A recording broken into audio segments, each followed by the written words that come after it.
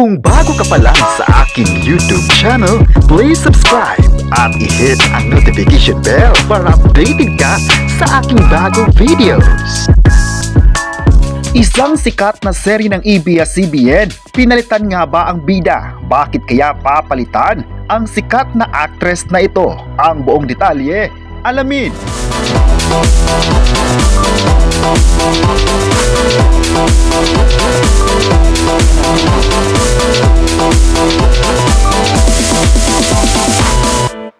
Kumpirmadong wala na rin si Julia Barreto sa kapamilya seryeng What Lies Beneath. Wala pang official announcement pero usap-usapan na sa loob ng ABS-CBN ang pagkumpirma na wala na nga ito sa serye kahit nakapag-taping na ito. Recently din ay nakita ito sa StoryCon ng isang TV5 serye kung saan makakaparihan niya ang kapamilya actor na si Enrique Hill. Napangiti naman si Jameson Blake na isa rin sa cast members ng What Lies Beneath nang hinga nito ng reaction kung totoong wala na rin si Julia sa serye. Unang umalis sa serye ang isa pang Viva actress na si Bella Padilla.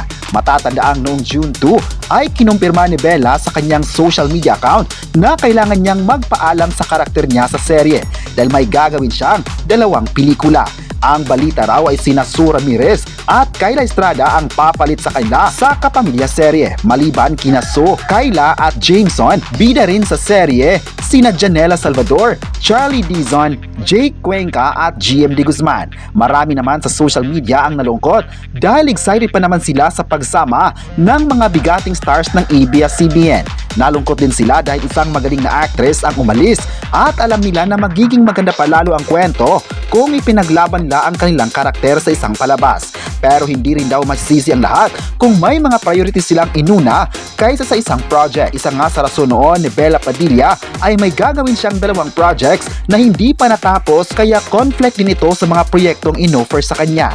Ayon naman niya na nagandahan siya sa kwento ng inlatang ito sa kanya. Sadyang hindi lang kaya sa kanyang mga schedule. At si Julia naman ay bida sa bagong serye ng TV5 na Hello Heaven kung saan makakasama niya rito ang sikat na actor na si Enrique Hill.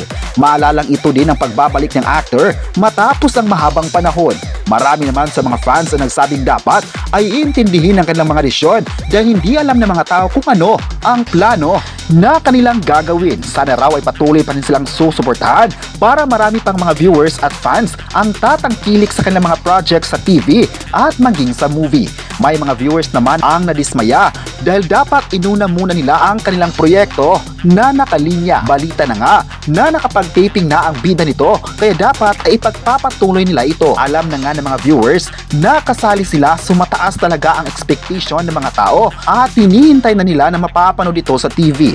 Balita rin na ngayong 2025 na ito ipapalabas sa Kapamilya Network A to Z at maging sa TV5. Kaya excited na nga ang pasabog ng What Lies Beneath dahil puro magagaling ang mga bida. Kung sina Sue at Kyla nga ang ipagpapalit sa dalawa ay napakagaling naman ito na kitang-kita naman ang kasikatan nila sa mundo ng showbiz. Bumida rin naman sila sa bigating serye ng Kapamilya Network tulad na lamang kay Kyla Estrada na bida sa serye ng ABS-CBN na Incognito kung saan mainit itong tinanggap ng mga fans. Marami nga ang nakapansin ng kanyang husay sa action serye na ito at nakatanggap ng mga positibong komento mula sa mga viewers. Ayon pa nila, iba talaga ang galing ni Kyla bilang isang artista dahil nakita nila kung gaano nag-level up ang kanyang acting skills. Noon pa man ay magaling na ito sa larangan ng pag-arte kaya mas nakitaan pa ito nang ibinigay sa kanya ang mga proyekto na talagang challenging para sa kanya. At sa usap-usapang What Lies Beneath ay masubok na naman ang kapamilya sa transition ng kanyang karakter. Maalala ang What Lies Beneath ay isang mysterious series na talagang aabangan ito ng mga viewers. Excited na nga ang lahat na mapapanood na ito sa taong 2025 at ngayon pa lang ay pinag-usapan na online ang naging changes ng mga bida. At habang si Sue Ramirez naman ay suki na ng ABS-CBN sa mga intense na mga karakter na talagang kahanga-hanga sa mga tao. Bumida nga ang kapamilya actress sa sikat na drama series na The Broken Marriage Vow na kasama niya ang award-winning actress din na si Judy Santamaria. Kaya ano pa kaya ang gagawin niya sa bago niyang serye if ever? Marami naman sa mga fans niya ang nag-aabang na sa kanyang pagbabalik serye. May netizen naman ang nagsabing sana magkakaroon pa siya ng maraming proyekto under ABS-CBN para marami pa sa mga fans ang makakapanood ng kanyang nakakabilib na acting skills. Marami naman ang humanga sa kanyang pagiging kontrabida sa mga serye. Sa What Lies Binet naman ay kontrabida kaya siya rito. Well, aabangan talaga ito ng lahat dahil ang Kapamilya serye ay ang pangmalakasang teleserye ng taon na mula sa ABS-CBN. Ayon naman ng mga fans, nakakabilib raw ang dalawang nabanggit na mga actress na papalit sa mga naunang artist na ito dahil magaling sa mga karakter na kanilang kinampanan. May nagsabi naman na paniguradong magiging hit ang What Lies Beneath dahil sa walang tapon ng mga cast members. Puro bigating actors at actresses ang napapasama rito. Excited naman dahil mula ito sa napakalaking production sa bansa na nasa likod ng mga kilalang serye. Sa kabilang banda naman ay tudo pa rin ang paghahanda ng Kim Pao sa bago nitong episode ng The Alibi. Maalalang bumisita si Direk Lorin sa Cebu para sa isang dinner meeting kasama pa ang ibang mga cast members. Sa isang post nga ay nakita doon ang mga kilalang mga cast members na halatang naghanda na sila sa mga bagong eksena na gagawin sa The Alibi serye. Mas kaabang-abang na talaga ito dahil hindi nila tinipid ang mga paandar sa kwento. Ayon pa sa chika, ang The Alibi serye ng Kim Pao ay pangmalakasang serye ngayong taon na dapat aabangan ng mga kapamilya viewers. Marami raw mga pasabog mula sa mga cast at maging sa mga karakter na kanilang gagampanan. Pinapanatili talaga ng The Alibi na magiging kaabang-abang ito sa mga viewers dahil hanggang ngayon ay nagabang na talaga sila sa teaser at maging sa buong episode nito. May nagsabi naman na baka malapit na talaga itong ipapalabas ang teaser at sisimulan na ang pagpapalabas nito sa ABS-CBN. Marami naman ang sabing sana patuloy pa rin susuportahan ng mga fans ang nasabing serye para mas maganda ang hatak ng series sa mga viewers.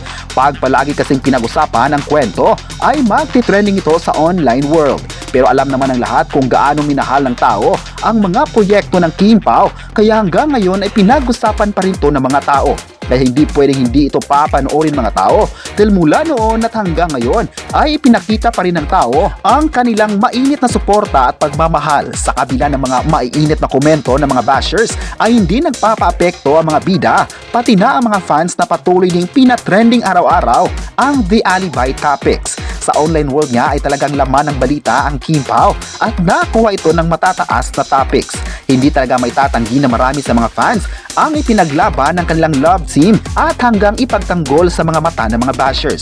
Ngayong tanghali ng August 13, 2025 ay abangan talaga ng lahat kung ano pa ang magiging pasabog ng mga bida sa pagpapatuloy ng kanilang taping. Umaasa naman ang lahat na magiging successful ang The Alibi para maraming mga fans ang sasaya at patuloy na magmamahal kina Kim Chiu at Paolo Avellino. Kayo, ano ang masabi nyo na excited na ang Kim Pao sa serye nila? I-comment na kung proud ka na rin ba sa pangmalakasang serye ng taon at huwag kalimutang i-subscribe ang ating YouTube channel.